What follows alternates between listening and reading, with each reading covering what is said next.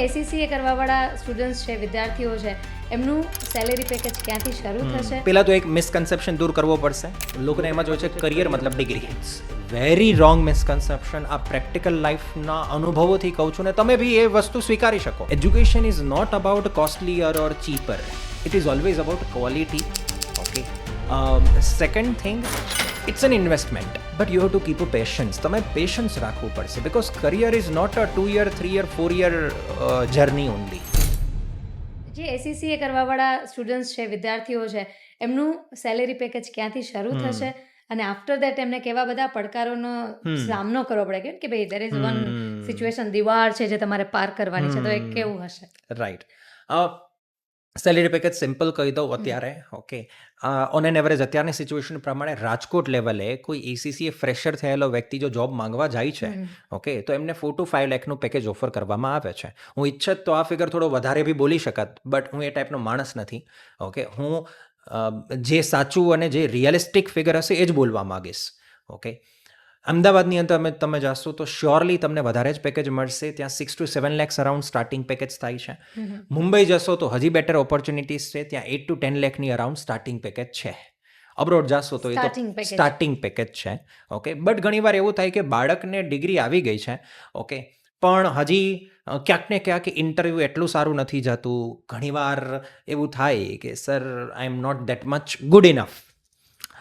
Okay. બાળકો છે, અમે ગમે તેટલું ગાઈડન્સ આપીએ કે કરંટ અફેર્સ કરાય ને આ કરાય ને પેલું કરાય, not everybody will listen to us.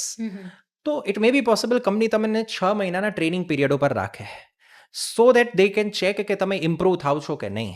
And after 6 months of training period પછી તમારી ફૂલ ટાઈમ જોબ સ્ટાર્ટ થશે. તો આવી બી શક્યતા છે. But what ever it is, ચિંતા કરવાની જરૂર એટલે નથી, કેમ કે એસીસીએ 3 વર્ષનો કોર્સ છે. ઓકે. તો જો 18 વર્ષની ઉંમરે કોઈ વ્યક્તિ એસીસીએ સ્ટાર્ટ કરે છે, 21 વર્ષની ઉંમરે એસીસીએ બનશે, પછી જો 6 મહિના વર્ષ દિવસ કે ટ્રેનિંગ તરીકે જોઈન થવું પડે, તો મને નથી લાગતું આપણા પેટનું પાણી હલવું જોઈએ. ડેફિનેટલી ક્યાંક તો લર્નિંગ પાર્ટ રહેવો જ જોઈએ અને ઇટ મે પોસિબલ. એસીસીએ અને સીએ નો તફાવત શું છે, કેમ છે? પણ એક સીએ માટે મને કેવું ક્યાંક મનમાં છે કે if you know, of course you know, કે ક્યાંક પણ એનો થપ્પો લાગે, એની સિગ્નેચર લાગે કે ભાઈ સીએની સિગ્નેચર વગર કે એના થપ્પા વગર આ બિલ કે ક્યાંય પણ આમ આગળ નહીં જાય. રાઈટ. તો એવું એસીસીએમાં પણ છે. હા. This is the most common question કે જેમ સીએની એક સિગ્નેચરની એક ઓથોરિટી છે અને એમનો પાવર છે. ઓકે. તો એવા ઘણા બધા પેરેન્ટ્સ આવે કે સર એસીસીએમાં શું આ સિગ્નેચરની ઓથોરિટી છે? તો એમાં હું ક્લેરિફાય કરવા માંગીશ કે basically first of all you have to understand that commerce field છે ને એ ઘણા બધા ફિલ્ડ અને સબ્જેક્ટથી બનેલી છે. એક ફિલ્ડ આવે અકાઉન્ટિંગનો, એક ફિલ્ડ આવે ફાઇનાન્સનો, એક આવે ટેક્સ, એક આવે કોસ્ટિંગ અને લાસ્ટ આવે ઓડિટ. ઓકે. હવે જે આપણે ઓડિટની વાત કરી છે ને, આ ઓડિટ પણ 2 ટાઈપના ઓડિટ હોય. એક હોય ઇન્ટરનલ ઓડિટ અને એક હોય સ્ટેચ્યુટરી ઓડિટ. હવે ઓડિટમાં એવું છે કે જે ઇન્ટરનલ ઓડિટ કરવાનો આવે ને, દુનિયાનો કોઈ પણ વ્યક્તિ કરી શકે. તમે બીકોમ છો, બારપાસ છો, કાંઈ ફરક નથી પડતો. You can do internal audit. Okay. That means ACCA can do internal audit. Right. But જ્યારે સ્ટેચ્યુટરી ઓડિટની વાત આવે ને, તો સ્ટેચ્યુટરી ઓડિટ કરી બધા શકે, પણ છેલ્લે જે સિગ્નેચર લેવાની આવે ને એ ઇન્ડિયન સીએની જોઈએ. ઓકે.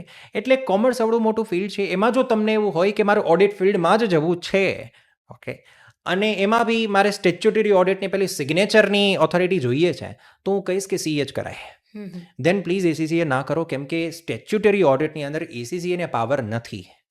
પણ જો તમને એવું હોય કે ના, મારે ટેક્સમાં બી કરિયર બનાવી શકું, હું ફાઇનાન્સમાં બી જઈ શકું, મારે તો અકાઉન્ટિંગમાં બી ઇન્ટરેસ્ટ છે, તો તમે સીએ કરો, એસીસીએ કરો, કોઈ એઝ સચ મેજર ફેર નથી પડતો. સો તમારી પાસેથી એ જાણવા માંગીશ કે અમારા બધા જ જે અવર રાજકોટના જે ગોઠડીના અમારા વ્યુઅર્સ છે, જે સ્ટુડન્ટ્સ છે, એમના માટે કે દીપન એવું શું કહેશે કે ક્વોલિટી લાઈફ માટે એઝ અ સ્ટુડન્ટ એને શું ધ્યાન રાખવું જોઈએ?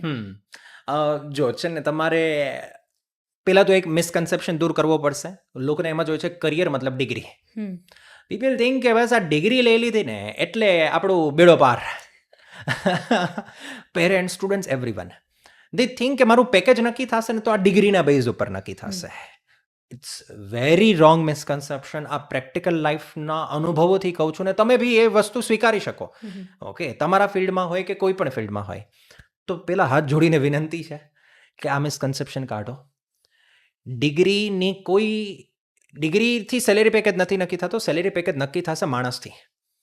ઓકે, સેલેરી પેકેજ હોય છે એક વ્યક્તિનો, સેલેરી પેકેજ કોઈ ડિગ્રીનો નથી હોતો. નથી હોતો. સેકન્ડ થિંગ, કરિયર જ્યારે વાત કરીએ ને, એક સારું કરિયર, તો ઘણી વખત આપણને એક પ્રેશર હોય કે યાર 25 વર્ષે 26 વર્ષે મારે કરિયર બનાવવું છે, સેટલ થવું છે વગેરે વગેરે. But you have to keep a patience. તમે પેશન્સ રાખવું પડશે, because career is not a 2 year 3 year 4 year journey only. મારા માટે કરિયર એટલે 30-40 વર્ષની જર્ની છે. હું હજી એમ માનું છું કે હું મારો કરિયરમાં કામ કરું છું. હું હજી મારું કરિયર બનાવું છું. હજી there is a long scope of growth. કે આ મારું કરિયર છે. અને કરિયર 3 વસ્તુથી બનશે: નોલેજ, સ્કિલ્સ એન્ડ એક્સપિરિયન્સ. આમાં ઘણીવાર વર્ષો લાગી જાય, અને આ કરિયર એ એન્ડલેસ પ્રોસેસ છે. Okay, so that's my humble request to each and every student કે please don't think from a short term perspective. It's a long journey ahead. And આમાં તમારે ધ્યાન રાખવાનું છે કે કન્ટિન્યુઅસલી તમે તમારી સ્કિલ્સ અને એક્સપિરિયન્સ ઉપર પણ કામ કરો. કોઈ પણ કોર્સ હોય, કોઈ પણ કોર્સ, એમાં સ્ટુડન્ટ હોય કે પછી માતા પિતા હોય, બધા લોકો એવા વેલ સેટ નથી હોતા કે બધાનું ફેમિલી એટલું વેલ સેટ નથી હોતું કે ચલો છોકરાઓને ભણાવવા છે તો ભણાવીએ. તો આ જે કોર્સ હોય છે એની એક ફીઝનો એક બહુ એજન્ડા બની ગયો છે, બહુ હાઈ હોય છે. તો એ મને એક સમજાવો કે ખાસ કરીને જે ગ્લોબલ કોર્સિસ છે ને, Yes, એમાં exactly. લોકોને એવું હોય છે કે આ મોંઘા હોય છે. ઓકે, તો બેઝિકલી મને તો પહેલા આ શબ્દ જ નથી ગમતો, સસ્તું મોંઘું. Education is not about costlier or cheaper. It is always about quality. Okay, second thing, it's an investment. આપણે જોઈએ છે કે ઘણા બધા ડૉક્ટર, એન્જિનિયરને આ બધી જગ્યાએ નથી 20-30 લાખના ઇન્વેસ્ટમેન્ટની જરૂર પડતી હોય છે. ઓકે, તો કદાચ આ પ્રોફેશનલ કોર્સ કમ્પેરેટિવલી થોડો એક્સપેન્સિવ હોય બી ખરી. Please don't consider it that way. તમે એને ઇન્વેસ્ટમેન્ટ માનો. અને એસીસીએ જેવા કોર્સમાં ઇન્વેસ્ટમેન્ટ શું કામ ખબર છે?